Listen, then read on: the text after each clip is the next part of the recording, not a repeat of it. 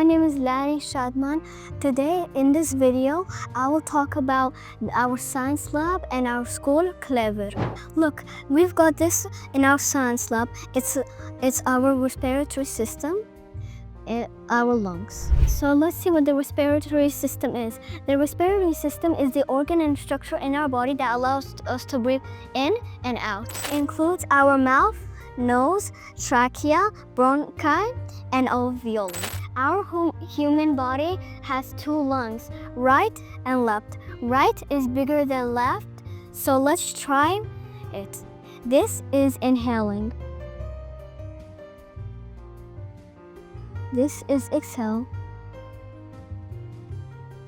Our heart and lung work together to get a supply of oxygen and to breathe out carbon dioxide.